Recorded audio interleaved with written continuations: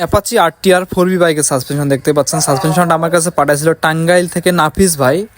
তো উনি বলছিল একটা ভিডিও করার জন্য, সেই কারণে ভিডিওটা করা দেখতে পাচ্ছেন। সাসপেনশনটা সেটিং করে দিচ্ছি। সাসপেনশনটার সমস্যা ছিল, প্রচুর হার্ড ছিল, একদম খেলতো না এবং অয়েল লিকেজের সমস্যা ছিল না এটাতে। তো দেখতে পাচ্ছেন এটা এখন সেটিং করে দিচ্ছি। তো 4V বাইকের সাসপেনশন নতুন থেকে ফল্ট থাকে, অর্থাৎ নতুন থেকে দেখবেন যে সাসপেনশনটা অনেক জ্যাম থাকে, হার্ড হয়ে থাকে, ঠিকমতো খেলতে চায় না।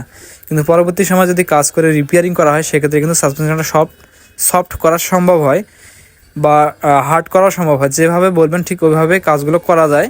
তো দেখতে পাচ্ছেন এটা সেটিং করলাম। এটার মূলত যে সমস্যাগুলো ছিল এগুলো সমাধান করা আগেই হয়েছে। তো এগুলো আমরা অফ ক্যামেরাতে করি, করার পরে সেটিংয়ের সময় শুধু আমরা ভিডিওগুলো দিয়ে দেখতে পাচ্ছেন এটা প্রেশারও কিন্তু চলে আসছে। এই সাসপেনশন নিচের দিকে ব্যারেল দিলে ব্যারেল উপরের দিকে উঠে আসবে। তো ভিডিওটা কেমন লাগলো অবশ্যই জানাবেন, আর আমাদের ভিডিওগুলো অন্যকে শেয়ার করে দেখার সুযোগ করে দিবেন। তো এটা রিপেয়ারিংয়ের ভিডিও ছিল, অ্যাপাচি আরটিআর 4V বাইকের, টাঙ্গাইল থেকে পাঠিয়েছিল। তো লাইক কমেন্ট করে পাশে থাকবেন।